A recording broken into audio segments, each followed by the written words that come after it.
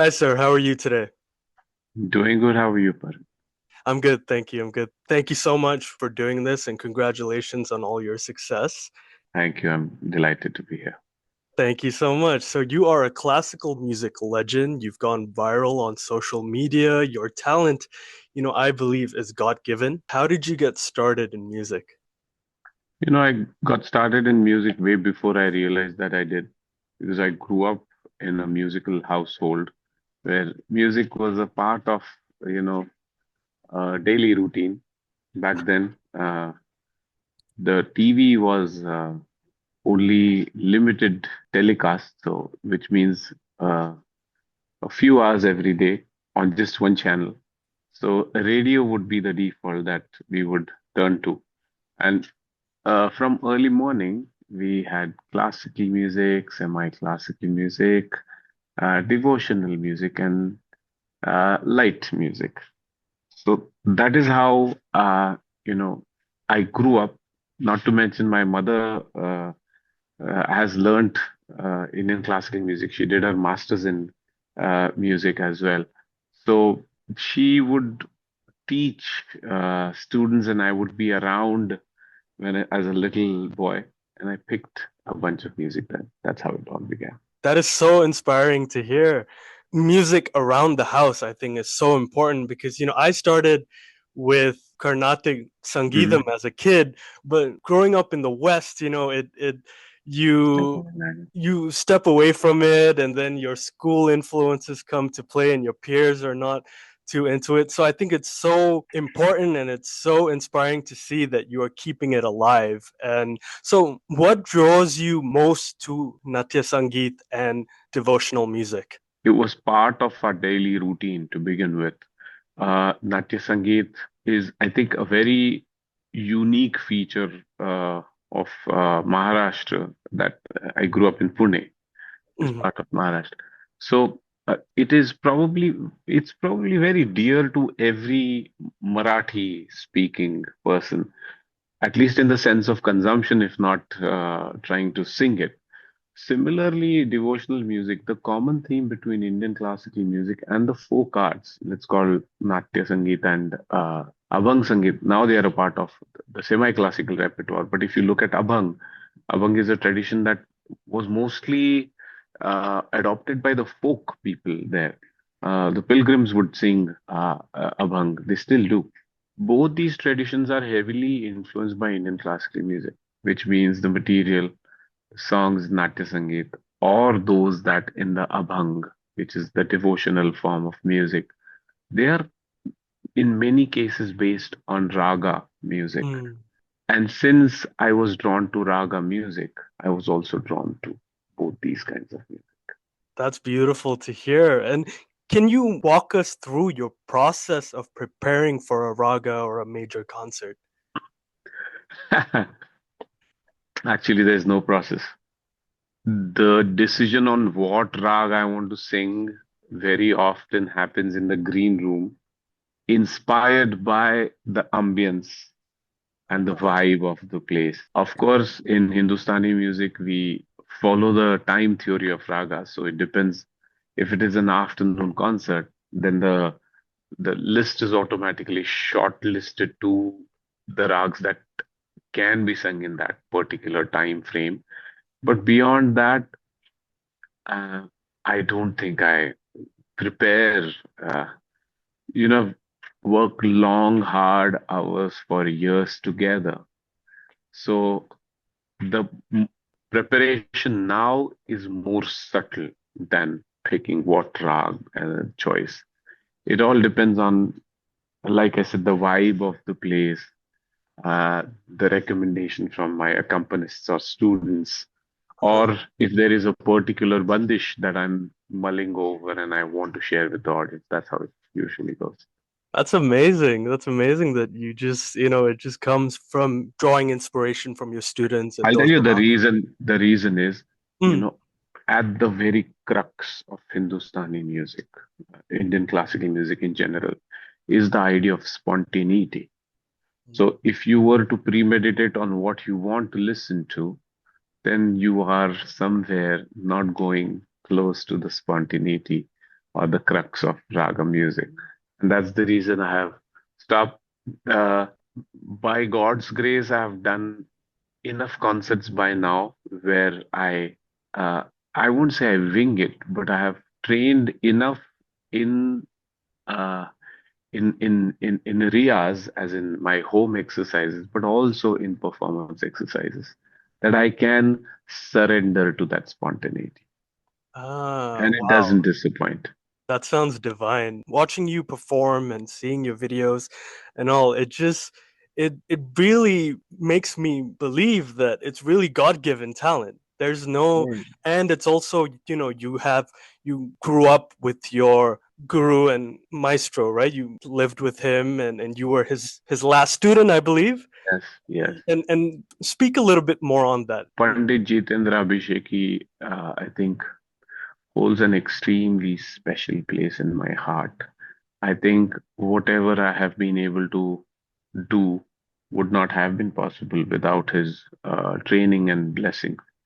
Um, I was I'd just given the examinations of the 10th grade and started to learn from him. So it was that formative age where I think I was influenced by him, not just in the terms of the music as a subject, but in general, as a life lesson in general. He was a very austere, saintly person, extremely high values in ethics as well as in music. And that is what I think I carry with me even today. That's amazing to hear. I think that's what's lacking in today's generation and climate. Having mentors who can guide you, especially in music, and it's not done that way, especially here in the Mm, States. There's, mm. I mean, you are doing that, in the Bay Area. So, I tried to. you try to speak a little bit more about your school in the Bay Area. So what you said is very true. You know what happens is sometimes when I was a student of Indian classical music, it was mostly about the material and the process of learning itself. Somewhere the needle has shifted to goal-based approach where, we try to think this is what I want to do and how can I get there. And then hence the journey becomes more superficial than more holistic. And that is exactly what I try to do with MKS in my school. I'm based in the Bay Area. The school is began in the Bay Area, but since the pandemic, it's now a global school. We are present in a bunch of different countries and operate online also. And I think the core goal of my school is to ingrain the process of companionship with music. Mm, I think if you think about the history of music, Indian mm, classical music, it has entered performance arena only recently, the last few centuries. right. And if it has existed for thousands of years, then what do you think was its proposition until it started to become entertainment or a source of income? It was a way of living. It was a way of finding your balance. It was a way of finding inner peace and being satisfied.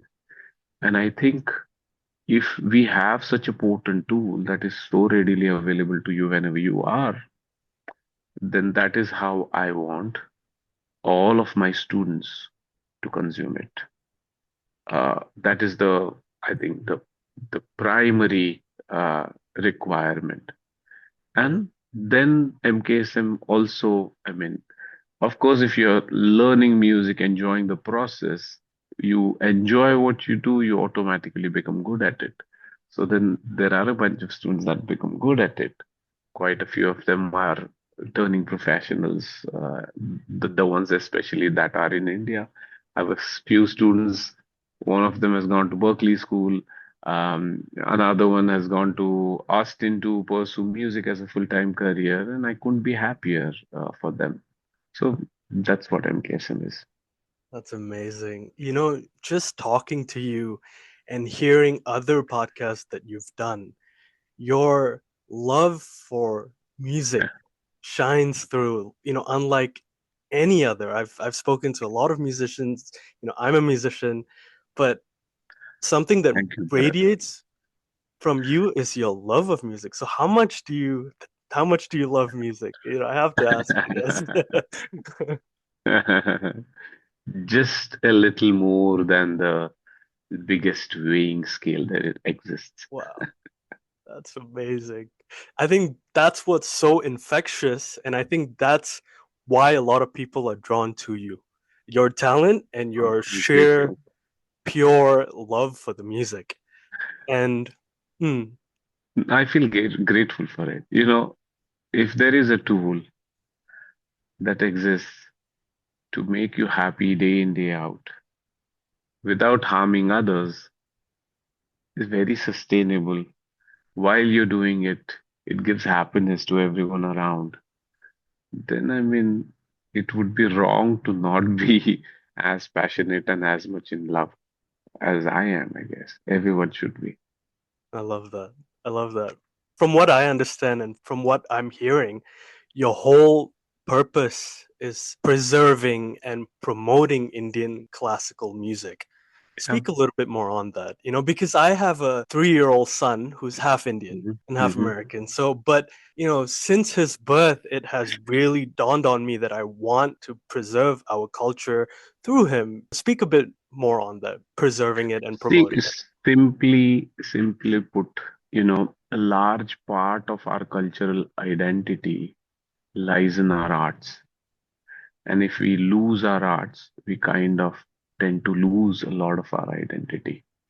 Now, if the arts, I'm speaking about music in particular, have such a potent dose of happiness that radiates around, then it is something that is, I think we should be responsible for sharing. And if if it is a part of your own culture and cultural DNA, then you should be extremely proud doing it. Yes. That is where I find myself doing it. Many a times now, are you a parent? If you are, Mm, I mean, you were growing up, let's say, how did you pick up a language as a kid? You don't learn the words, you don't learn the grammar, you don't even know the name of the language you're picking up. It comes from induction, which is called as sanskar in mm, our context. mhm, Now, if you walk the walk and inspire people from not only the joy that you get, but the joy that you give and the peace that comes with that joy, then I think it is something that is extremely critical, mm, especially in the world. So much of turmoil that we are all going through. There's a couple of wars going on, there's a mm, bunch of different conflicts going on. mhm, Within that, if you want to find your balance, and if there is a tool that is so readily available to you, mhm. then you have to make sure that you not only preserve, sustain, but also scale. And that is what I'm trying to do. Amazing, amazing. As I mentioned earlier, I started with Sangeetam as a child at Mhm. 4 years old through my dad. And then obviously I started going to school and, all my, American peers and all were into rock music and pop music, R&B music. So I steered away from our cultural music, started doing rock music, started doing a lot of R&B music, singing. But, as I've grown up, I've started to realize, and I was a very Mhm. rebellious kid, right? Mhm. So, what advice would you give to, Indian parents, especially Indian American parents with, Indian American kids? How Mm. can they guide their children into that path, the right path of Be dutiful in your responsibilities, all I would say. Because like you said, maybe at the time when your parents were trying to have you learn, you did not take it well. But fast forward 30 years, maybe now you have a sense of appreciation, a gratitude for your parents. At the time, it is very difficult to see all of that. Many things are done with the hope and prospect of a time that you probably won't even see. And that is okay as long as it does its, it reaches its purpose and goal, I think it is a beautiful thing. So my advice to the parents is just surround your kids with music. Indian classical music is very meaningful and intentional in the idea of well-being. So if you surround them with this kind of music, it will find its own way through the depths of wherever it is buried by people like you that are in rebellion at the time, but it'll find a way to express itself. Amazing, amazing. How do you balance tradition and innovation in your performances? It is done in intention, I think. As long as you are intending to keep your tradition and uphold it, then every effort that you take to promote it is only a pivot without losing the integrity of music. That is how I look at it. Uh, because if you really look at it, whatever is the default form of music right now was a rebellion. Hmm, Khyal was a rebellion to the Dripad. Dripad was a rebellion to Prabandh. Prabandh was a rebellion to Jati Gayan. hmm, Uh, Thumri was a rebellion to certain other things at its time. So it is okay if it is a rebellion with a mindful, conscious intention of not only retaining the values but also making sure that the music thrives and prospers. As long as you have that, every effort, whether it succeeds or fails, is in the right direction. hmm. Amazing. So, I understand that you just got back from a tour in Europe. How did that go? I Mhm, just finished an 8 concert tour in Europe. mhm, mhm, Could it be more grateful? Uh, we went to a few places for the first time. Stockholm was for the first time. Netherlands was for the first time. I'd been to Berlin, but I'd never sung there. That was for the first time. I went back to Frankfurt. Stuttgart was for the first time. Munich, Cyprus, Switzerland. It didn't matter where the geography was, whether, of course, there was a bunch of Indian folks, Marathi, but beyond there were a bunch of North Indians, a bunch of South Indians. Not just them, there were a bunch of Germans, Dutch, Swiss, Swedish, and irrespective of the fact whether they understand the language of the music or not, it brought them tears of joy. Uh, every single concert I feel very happy about. Had people rise up out of their chairs, they were standing and cheering to an experience, the gateway to which was in a language that they did not understand. hmm. So I couldn't be more grateful. I've drawn a bunch of energy from it, and I'm ready for the US and Canada, and after that, the Indian leg of Abangawari. I love that. Music is such a universal language, and it's so inspiring to see you touch every part of our planet with it. I think it's such a positive thing that we really need today in this world. Recently, we have seen the rebranding of Bollywood as a musical genre into Mm, I-pop and Indian mm, hip hop and all that. mm. Do you have an opinion on that? The changes in the soundscape has an inevitable. I mean, back then the actors used to sing. Then they had people dedicated to acting and to singing. Then they had music producers and directors that used to use Indian classical music. Then there comes came the Western influence, and then that took music into the pop and rock genre. And then there were Middle Eastern influences, and then there has been Punjabi, and then South Indian. So I see that these are things that keep moving. The genres are popular, that's why they are borrowed from. If some other genre is popular, it'll be borrowed from. And that's why I hope that classical music becomes so popular that it becomes a perennial source of material to draw from. Absolutely. That's beautifully said. So, aside from your tour, what is next for you, sir? Actually, I've started to back about 30 years odd years ago, most of the the music exchange used to happen in live concert. But since the digital revolution now, there's more and more consumption of music that actually happens offline than in concerts. So I'm trying to make a conscious effort to bring myself to the studio to record music, which is intentionally done for passive listening, not in an active concert environment. That also means that I'm trying to collaborate with musicians outside of the music, Indian classical music arena. I actually recently met with a few musicians in London, and I'm talking about collaboration with them. I met with a few Arab musicians in Dubai. I'm trying to work with them. There is a few other interesting projects that I'm doing with jazz music. I'm trying to see if there is a way to come up with a sound that is more palpable to the new generation. Ah, Of course, I continue to do my traditional stuff, but sure. I'm adding a dimension to it with all of these. I love that. I love that. It's so exciting to see, and I can't wait to see how Yeah, far you go with this, for yourself, for us as a culture.